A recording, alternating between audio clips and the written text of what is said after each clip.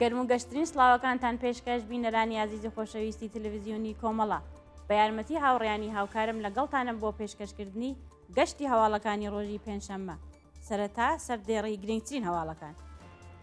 سەرکەوتنی مانگرتنی گشتی لە کوردستان، پەیامی پیرۆزبایی هاوڵاتیانی شاری سنە بە بۆنەی مانگرتنی گشتی، درێژەی مانگرتنی کامیۆنداران لە سنووری پەرویزخان، شەپۆلی دەست بەسەرکردنی هاوڵاتیان لە کوردستان، برینداربوونی کۆڵبەرێک لە سنووری بانە، ڕاگرتنی کاتی حکمی ئەعدامی پەخشان عەزیزی، ناڕەزایەتی لاوانی بێکاری غەیزانیە ئەهواز لە بەرامبەر ناوەندە سەنعەتیەکان و لە سێدارەدانی 12 بەندکراو لە بەندیخانەکانی کۆماری ئیسلامی.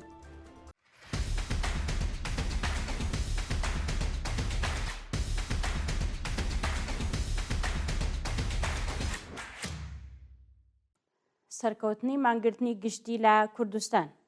ڕۆژی چوارشەممە 3 ڕێبەندان بازاڕیانی شارەکانی کوردستان بەدەم بانگەوازی حیزبە سیاسیەکانی ڕۆژهەڵاتی کوردستانەوە ڕۆیشتن و مانگرتنێکی شکۆداریان وێڕای هەڕەشەکانی ڕژیم دژ بە ئیعدام بەڕێوە برد.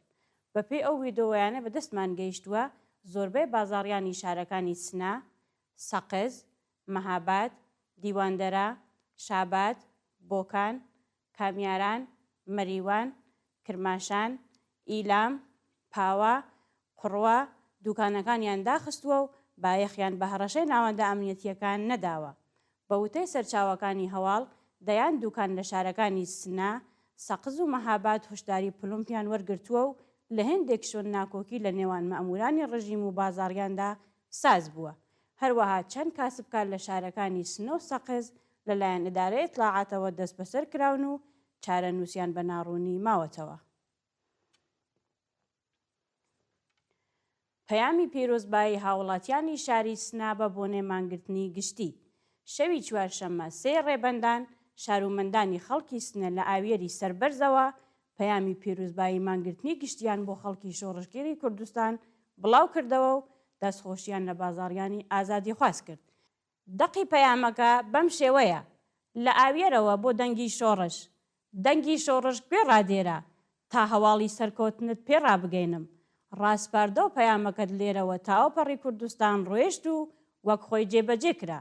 چوارشەممە هەموو دوکان و بازاڕەکان داخران و جارێکی دیکە سەرکەوتنی مەزن تۆمار کرا. ئەم پەڕ تاوەپەڕی کوردستان جارێکی دیکەش بە عەزم و ئیرادەی پۆڵاین ڕژیمی پەت و سێدارەی بەچۆک داهێنا. هەموو ڕەنگە جیاوازەکان بە دەنگی هاوبەش و بە بەرچاوی ئەبلەقی لایەنگەرانی تاریکی چوونە مەیدانی خۆڵقاندنی حەماسەیەکی دیکەوە. دەستت خۆش کوردستانی شۆڕشکەر، سڵاو لە خۆڕاگری و ئێرادەی بەهێزت، سڵاو لە بەژن و باڵای کوڕان و کچانی خۆڕاگرت، تۆمەکۆی شۆڕشیت و کە جێگەی شانازی هەمووانیت.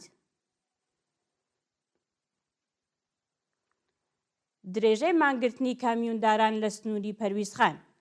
تانکەرەکانی هەڵگری سوتەمەنی و کامیۆنداران ڕۆژی چوارشەممە 3 ڕێبەندان بۆ چەندەمین ڕۆژی بەردەوام لە سنووری پەرویزخان سەر بە شارستانی قەسری شیرین درێژەیان بە مانگرتندا. شۆفێرانی بار هەڵگر لە مانگرتنی شەوانە ڕۆژی لە سنووری پەرویزخان خوازیاری زیادکردنی نرخی کرێبار، کەمکردنەوەی نرخی سوتەمەنی، دابینکردنی لاستیک و پارچە یەدەکی ئۆتۆمبیل، پێدانی پشکی سوتەمەنی و دابینکردنی بیمەی تەکمیلی بۆ شۆفێرانی بار هەڵگر بوون. شەپۆلی دەست بەسەرکردنی هاوڵاتیان لە کوردستان. لە ڕۆژانی ڕابردوودا 14 کەس لە چالاکانی مەدەنی و پارێزەرانی مافی مرۆڤ لەلایەن هێزە ئەمنیەکانی کۆماری ئیسلامیەوە ڕفێندران و بۆ شوێنێکی نادیار ڕاگوێزران. بەپێی راپۆرتەکان لە ڕۆژی چوارشەممەی 3 ڕێبەندانی 1403 6 کەس لە بازاڕیانی بەشداربووی مانگرتنی گشتی بە ناوەکانی محەممەد سەیفپەناهی، سینا ڕەزایی، محەممەد ئەتڵەسی، ئومید محەممەدی، ئەمجەد گەریاخێز و نەعیم دۆستی لەلایەن هێزە ئەمنیەکانی کۆماری ئیسلامیەوە بەبێ بەڵگەی قەزایی دەست بەسەر کراون و بۆ شوێنێکی نادیار ڕاگوێزراون. هەروەها چالاکێکی مەدەنی بە ناوی سوهەیلا مەتاعی ڕۆژی چوارشەممە 3 ڕێبەندان لەلایەن هێزە ئەمنیەکانی شاری دێولانەوە دەست بەسەر و چارەنووسی دیار نییە. هاوکات 4 شارومەندی دیکە بە ناوەکانی حەسەن حەسەن نژاد، محەممەد ئەمین حەسەن نژاد، ڕەحیم عەلیزادە و ئەمجەد ساڵحزادە تەمەن 28 ساڵ لەلایەن هێزەکانی کۆماری ئیسلامیەوە لە شارەکانی سەردەشت و سەقز دەست بەسەر کران. لەلایەکی دیکەوە بەڕفاندنی سێ شارومەندی دیکە بە ناوەکانی کەیوان ئەساسە، جێگر موجاهیدی و فەرهاد پلە لە شاری پیرانشار ژمارە دەست بەسەر کراوان لەو شارە بۆ 9 کەس بەرز بووەوە. برینداربوونی کۆڵبەری لە سنووری بانە. شەوی دووشەمە یەکەمی ڕێبەندانی 1403 کۆڵبەرێکی خەڵکی شاری سەقز بە تەقەی ڕاستەوخۆی هێزەکانی کۆماری ئیسلامی بریندار بوو. بەپێی راپۆرتەکان سارۆ وەیسی تەمەن 18 ساڵ بەبێ ئەوەی کە بارێک بە کۆڵیەوە بێت کەوتە بەردەستڕێژی گولەی هێزەکانی کۆماری ئیسلامی و بە سەختی بریندار بووە. جێگای ئاماژەیە ناوبراو لە دوای برینداربوونی بۆ نەخۆشخانە گواستراوەتەوە. ڕاگررتنی کاتی حکمی ئیعدامی پەخشان عەزیزی. بە وتەی پارێزەری پەخشان عەزیزی داخوازی ڕاگررتنی حکمی ئیعدامی پەخشان عەزیزی لەلایەن دیوانی باڵای وڵاتەوە قبوڵ کراوە و بڕیارە پێداچوونەوە بە پەروەندەی ئەو بەندکراوە سیاسیە بکرێت. پارێزەری پەخشان عەزیزی بە بڵاوکردنەوەی پۆستێک لەسەر ماڵپەڕە تۆڵە کۆمەڵایەتیەکان ڕایگەیان داخوازی ڕاگررتنی حکمی سێدارەی پەخشان عەزیزی و پێداچوونەوە لەسەر پەروەندەی ئەو بەندکراوە سیاسیە لەلایەن دیوانی باڵای وڵاتەوە قبوڵ کراوە و بڕیارە بۆ ماوەیەکی کاتی حکمی لە سێدارەدانی ئەو بەندکراوە سیاسیە ڕابگیرێت. ڕێپێوانی هەزاران کەس لە کۆبانێ دژ بە هێرشەکانی تورکیا بۆ سەر ڕۆژاوە.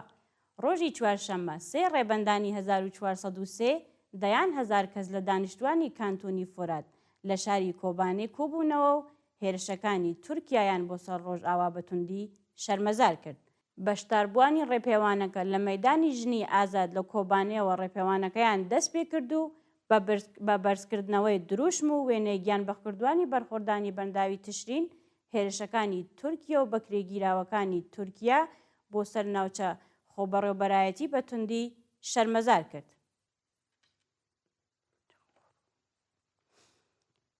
بەردەوامی هێرشەکانی تورکیا بۆ سەر بەنداوی تشرین.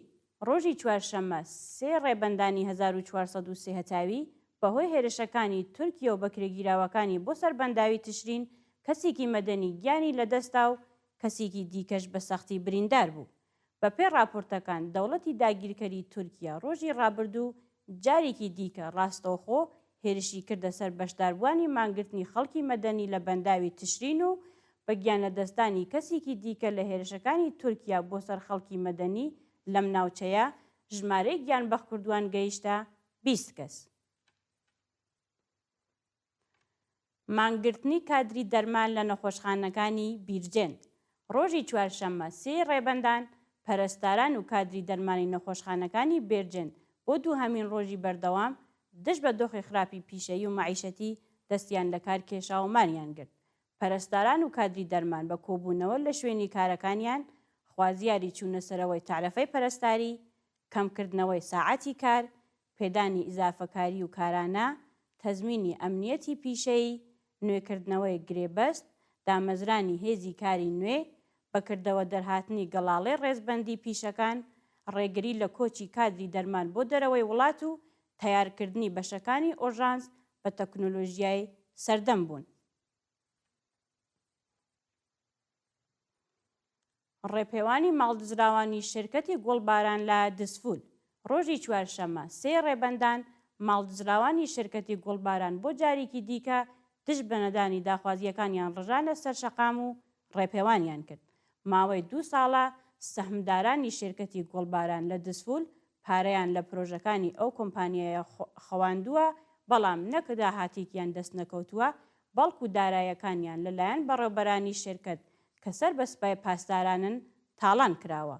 لە ماوەی 2 ساڵی ڕابردوودا ماڵدزراوانی ئەم شرکەتە چەند جار لە ئاست قبوڵ نەکردنەوەی زیانەکانیان کۆبوونەوەیان بەڕێوە بردووە، بەڵام هیچ بەرپرسێکی دەوڵەت بایەخی بە داواکاریەکانیان نەداوە.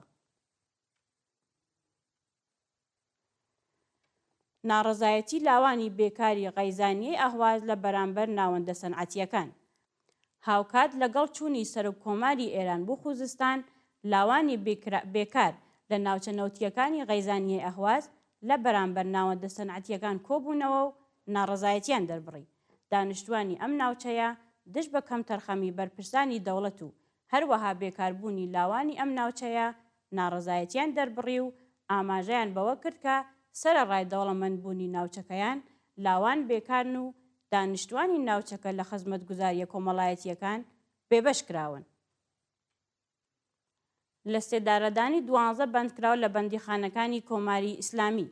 لە ڕۆژانی ڕابردوودا 12 بەندکراو لە بەندیخانەکانی بۆرازجان، زەنجان، یەزد، قەزەلحەسار، گورگان و وەکێڵابادی مەشهەد بە تۆمەتی کوشتنی بانقەست و پەیوەندیدار بە مادەی هۆشبەر لە سێدارە دراون. بەپێی راپۆرتی ڕێکخراوەکانی مافی مرۆڤ لە ئێران 5 بەندکراو بە ناوەکانی حوجەت شەهریاری، کەریم فەریدی تەمەن 40 ساڵ، ئەمیر بەشارەتلو، جەواد جابری و عارف عەزیزی بە تۆمەتی کوشتنی بانقەست لە بەندیخانەکانی بۆرازجان، زەنجان، قەزەلحەسار و وەکێڵابادی مەشهەد لە سێدارە دراون. هەروەها 3 بەندکراوی دیکە بە ناوەکانی ئەحمەد ساسوولی تەمەن 28 ساڵ و خێزاندار، بەهرام وەلیپور تەمەن 38 ساڵ و حسین فەرهادی تەمەن 35 ساڵ بە تۆمەتی پەیوەندیدار بە مادەی هۆشبەر لە بەندیخانەکانی یەزد و گورگان لە سێدارە دراون. جێگای ئاماژەیە 4 بەندکراوی دیکە لە بەندیخانەکانی زەنجان و گورگان لە سێدارە دراون کە تا کاتی داڕشتنی هەواڵەکانی زانیاریەک لەسەر ناسناوی لە سێدارە دراوان لە بەردەستانیە. دوایین هەواڵمان سەبارەتە بە خۆپیشاندانی کرێکاران لە مەراکش تشت بە یاسای نوێ مانگرتن. ڕۆژی سێشەممە 2 ڕێبەندانی 1403 هەتاوی یەکێتی کرێکارانی مەراکش تشت بە ڕەشنووسی یاسای نوێ مانگرتن لە وڵاتە ڕژانە سەر شەقامەکان و ئاماژەیان بەوە کرد کە ئەم یاسا نوێیە تشت بە ئازادی یەکێتی کرێکارانە. یەکێتی کرێکارانی مەراکش خوازیاری یەکگرتنی کرێکاران و دەربڕینی ناڕەزایەتی تشت بە یاسای نوێ مانگرتن بوون. ئاماژە بەوە کراوە کە ئەم یاسایە مافی کرێکارانی مەراکش بۆ مانگرتن پێشل دەکات و ڕێگری لە مانگرتنی کرێکاران تشت بە بەرزبوونەوەی نرخی کەلوپەل و هاوسان نەبوونی حەقدەستەکانیان لەگەڵ نرخی پێداویستیە مرۆیەکان دەگرێت. یەکێتی کرێکاران جەختیان لەسەر ئەوە کردووە کە تا کاتی وەدی هاتنی داخوازیەکانیان بەردەوام ئەبن لە ناڕەزایەتی و هەروەها خوازیاری کۆبوونەوە لەگەڵ لایەنە پەیوەندیدارەکانی دەوڵەت بوون. بینەرانی عەزیز و خۆشەویست، هەواڵەکانتان پێشکەش کرا. هەر شاد و ئاسوودە بن.